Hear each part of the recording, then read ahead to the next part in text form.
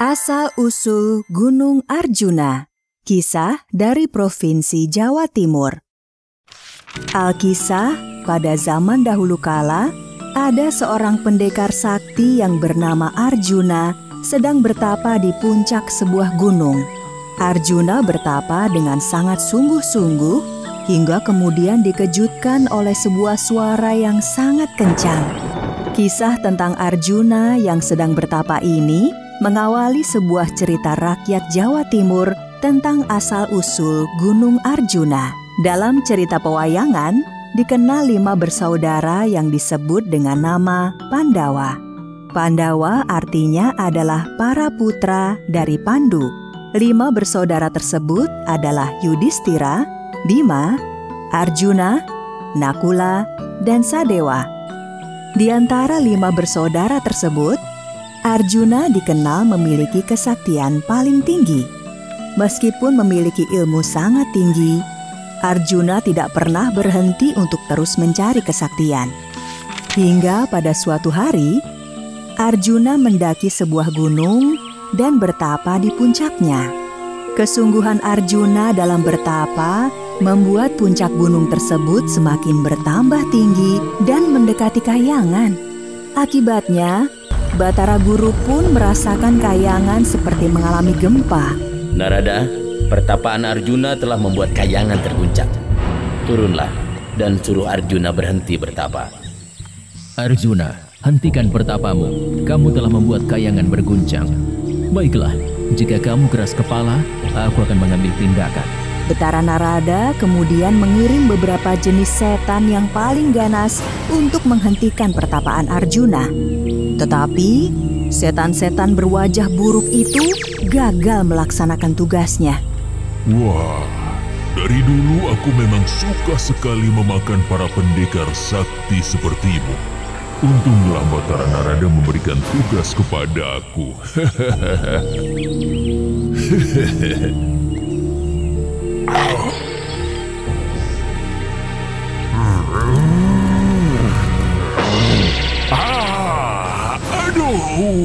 Ini namanya senjata makan tuan.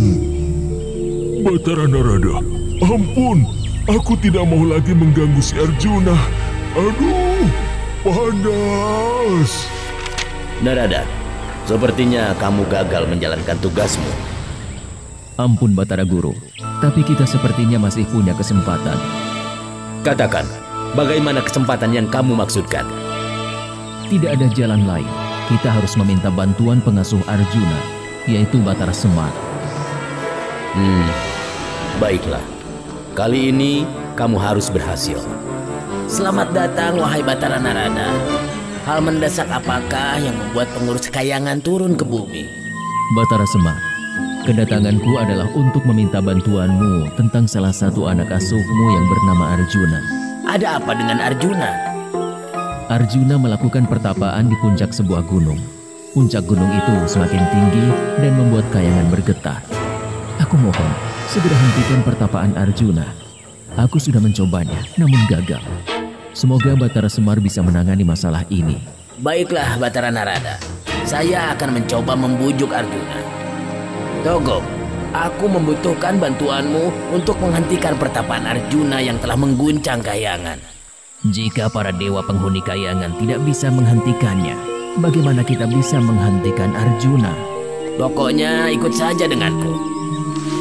Betara Semar dan Betara Togok terkejut melihat gunung yang sangat tinggi di depannya. Di puncak gunung itulah Arjuna sedang bertapa. Betara Semar dan Betara Togok kemudian bersemedi di kaki gunung. Tidak lama kemudian, tubuh mereka membesar hingga menyamai gunung tersebut. Ternyata, Betara Semar dan Betara Togok memotong gunung tersebut serta melemparkannya ke arah utara. Suara apa itu? Kami sengaja memotong gunung tempatmu bertapa ini. Tapi, Romo Semar, hal itu membuat pertapaanku buyar. Para dewa tidak akan menambah kesaktianku lagi. Pertapaanmu membuat kayangan terguncang. Kesaktian macam apa lagi yang kamu inginkan? Seluruh kesaktian para ksatria sudah kamu miliki. Gunakan kesaktian yang kamu miliki untuk membantu sesama. Orang sakti adalah orang yang bisa semakin rendah hati dan menghormati orang lain. Terima kasih Romo Semar telah mengingatkan Ananda agar berhati-hati dengan kesaktian yang Ananda miliki. Betara Semar dengan dibantu Betara Togok akhirnya bisa menghentikan pertapaan Arjuna. Kayangan pun tidak lagi berguncang. Sedangkan bagian gunung yang dipotong oleh Betara Semar dan Betara Togok itu sekarang dikenal dengan nama Gunung Arjuna. Gunung Arjuna saat ini berada di perbatasan antara Kabupaten Malang dan Kabupaten Pasuruan. Lereng sebelah selatan masuk ke wilayah Kabupaten Malang dan lereng sebelah utara masuk ke Kabupaten Pasuruan.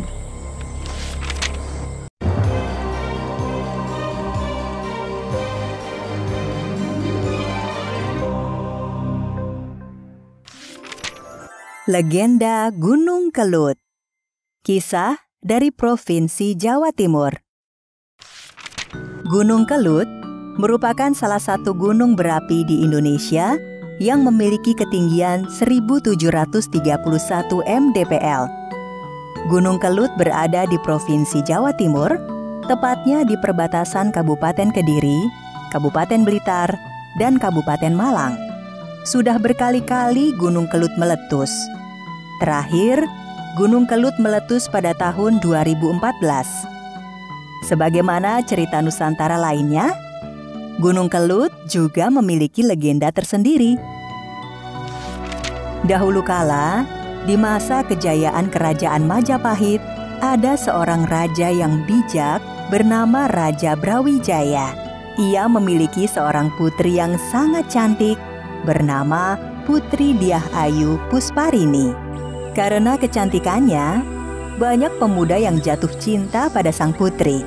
Berulang kali para pemuda yang terpikat pada kecantikannya berusaha meminang Putri Dyah. Namun, Putri Dyah selalu menolak lamaran pernikahan yang datang padanya. Kondisi tersebut membuat sedih Raja Brawijaya. Ia sangat ingin melihat putrinya menikah dengan pemuda yang tepat. Raja membayangkan betapa bahagianya jika Putri Dyah menikah. Akan ada pesta pernikahan yang meriah di kerajaan. Tapi, kapan hari itu akan tiba? Jika putriku tetap menolak untuk menikah? Raja Brawijaya semakin sedih. Raja kemudian berpikir untuk mengajak putrinya berbicara empat mata. Putriku, ayahanda memanggilmu karena ada hal penting yang perlu disampaikan. Baik, ayahanda. Aku siap mendengarkannya. Ayahanda sudah semakin tua. Ayahanda tahu, kamu sedang mencari suami yang hebat. Ayahanda punya ide untuk mengadakan sayembara. Bagi siapapun, laki-laki yang bisa meregangkan busur Kiai Garuda Yaksa dan mengangkat gong Kiai Sekar Delima, dia akan menjadi suamimu. Putri Dyah kaget, namun tidak berani menolak permintaan ayahnya. Ia tidak mampu berkata-kata. Ia tahu ayahnya sangat menginginkan dirinya menikah. Jika itu yang terbaik menurut ayahanda, aku siap mengikuti dan melaksanakan apapun hasil sayembara itu, ayahanda. Putri Dyah termenung di kamarnya. Dia bingung harus bagaimana. Dia hanya berharap mendapatkan calon suami yang hebat. Putri Dyah tahu busur Kiai Garuda Yaksa dan gong Kiai Sekar Delima memiliki kekuatan gaib. Maka, pemenangnya pasti orang yang memiliki kekuatan hebat juga. Hari digelarnya sayembara pun tiba. Para pemuda dari berbagai penjuru datang untuk menunjukkan kekuatannya menaklukkan busur dan gong gaib. Wahai rakyatku, hari ini kerajaan menggelar sayembara. Barang siapa bisa meregangkan busur dan mengangkat gong ini, maka akan kunikahkan dengan putriku. Maka dimulailah sayembara itu untuk mencari calon suami Putri Dyah. Satu persatu para pemuda mencoba meregangkan busur dan mengangkat gong. Giliran saya yakin saya bisa menaklukkan busur dan gong ini. Biar saya saja. Saya peserta terakhir. Saya pasti menang. Namun, tidak ada satupun yang berhasil. Raja Brawijaya berencana menghentikan sayembara tanpa pemenang. Dia berpikir tidak akan ada yang bisa memenangkan sayembara. Namun tiba-tiba, seorang pemuda datang dan menyatakan keinginannya untuk menjadi peserta. Jangan hentikan sayembara sekarang. Saya belum mencobanya. Semua orang pun menatapnya. Pemuda ini berbeda dengan pemuda lainnya. Sangat aneh. Kepalanya tidak seperti kepala manusia. Dia memiliki kepala banteng. Siapa namamu? Nama saya Lembu Sura. Raja bingung melihat kedatangannya. Kalau ditolak, maka dia bukan raja yang adil. Namun jika Lembu Sura menang, dia harus menikahkan putrinya dengan manusia berkepala banteng. Baiklah, saya izinkan kamu untuk menjadi peserta terakhir. Setelah ini, tidak ada peserta lagi. Lembu Sura memasuki pelataran tempat busur dan gong berada. Kemudian dia mencoba meregangkan busur. Dia berhasil melakukannya. Ujian selanjutnya, dia harus mengangkat gong. Ujian kedua juga berhasil. Semua orang yang menyaksikan bertepuk tangan. Mereka terkagum-kagum dengan kekuatan Lembu Sura. Sementara itu, di sudut istana, Putri Diah bersedih. Dia tidak menyangka akan mendapat calon suami berkepala banteng. Raja Brawijaya juga sedih. Pemenangnya memang memiliki kekuatan hebat. Akan tetapi berkepala kerbau. Namun, Raja tidak punya pilihan. Dia harus menepati janji sayembaranya. Maka, Raja pun meminta anak buahnya untuk menyiapkan upacara pernikahan putrinya. Hari pernikahan Putri Diah semakin dekat. Semua persiapan sudah hampir selesai. Namun Putri Diah semakin sedih. Dia sangat ingin membatalkan pernikahannya. Dia mencari cara agar pernikahannya dibatalkan. Ayahanda, bolehkah aku meminta satu syarat lagi pada Lembu Sura? Apa syaratnya, putriku? Ayahanda minta Lembu Sura membuat sumur di puncak gunung. Sumurnya untuk mandi di sana. Raja memahami keinginan putrinya. Raja pun akhirnya menyetujui permintaan Putri Diah. Dipanggilnya Lembu Sura untuk melaksanakan syarat pernikahannya dengan Putri Diah. Mendengar syarat tersebut, Lembu Sura setuju. Lembu Sura pun pergi ke puncak gunung. Di sana, dia menggali tanah gunung sampai dalam. Berhari-hari Lembu Sura mengerjakan syarat tersebut, hingga akhirnya kerja kerasnya membuahkan hasil. Sumur buatannya telah jadi. Mengetahui Lembu Sura berhasil membuat sumur, Putri Diah mengajukan satu syarat lagi. Dia meminta Lembu Sura masuk ke dalam sumur untuk mengetahui apakah airnya wangi atau tidak. Tanpa berpikir panjang, Lembu Sura menyetujuinya. Dia masuk ke dalam sumur yang baru selesai dibuat. Di luar sumur, Putri Diah dan Raja Brawijaya membuat rencana jahat untuk menggagalkan pernikahan Putri Diah dan Lembu Sura. Prajurit, kalau Lembu Sura sudah di dasar sumur, segera tutup sumur dengan tanah sampai penuh. Baik, Tuan. Ketika Lembu Sura sudah sampai di dasar sumur, para prajurit segera melaksanakan perintah raja untuk menutup sumur tersebut. Mereka melempar tumpukan tanah ke dalam sumur. Lembu Sura yang sudah berada di dalam sumur tidak berdaya ditimpa tumpukan tanah. Dia tidak bisa berbuat apa-apa. Sebelum meninggal dunia, dia mengutuk Raja Brawijaya.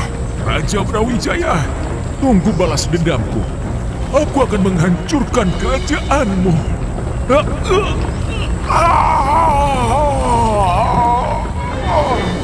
Semua orang yang mendengar merasa ketakutan. Mereka sangat yakin Lembu Sura akan membalas dendam pada kerajaan karena kerajaan tidak adil dan tidak menepati janjinya. Hingga saat ini, setiap kali Gunung Kelut meletus, masyarakat setempat mengatakan Lembu Sura sedang membalas dendam.